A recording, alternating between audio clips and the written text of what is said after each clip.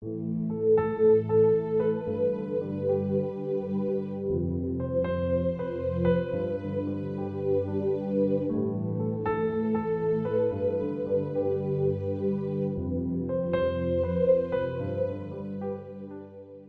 du 10 novembre, une fleur qui s'adapte. Observez comment croissent les lys des champs, Matthieu 6, verset 28. Dans les montagnes rocheuses des États-Unis, tu peux trouver différentes variétés d'une belle fleur appelée Gilia écarlate, Hippomopsis aggregata. La Gilia écarlate fleurit entre mai et août, juste au moment où les colibris commencent à nicher et recherchent des fleurs rouges pour se nourrir de leur nectar. Ce faisant, les colibris participent au processus de pollinisation et les aident à se reproduire. Mais les colibris migrent vers le sud en août, laissant les Gilia écarlates sans service de pollinisation. C'est alors que les papillons faucons arrivent. Ces insectes volent la nuit. Ils préfèrent donc les fleurs claires qui se distinguent dans l'obscurité. Sais-tu ce que font les Gilia?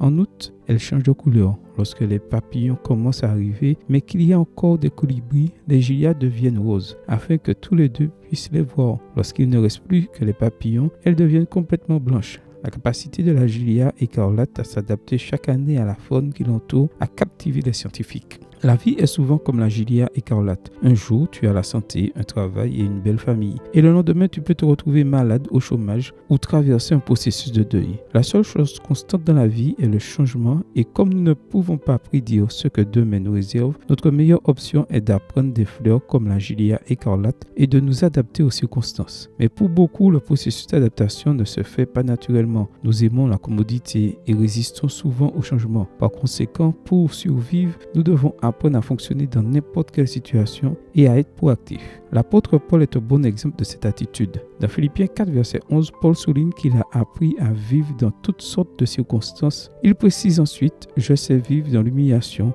et je sais vivre dans l'abondance. En tout et partout, j'ai appris à être rassasié et à avoir faim, à être dans l'abondance et à être dans la disette. » Philippiens 4, verset 12. Les chrétiens doivent apprendre de la Gilia écarlate et de Paul pour faire face à n'importe quelle situation. Ce n'est pas facile, mais nous pouvons apprendre de la personne qui a enseigné à Gilia et à Paul. Le Christ qui m'en donne la force. Philippiens 4, verset 13, version Bible en français court. Amen. Bonne journée à toi et que le Seigneur te bénisse.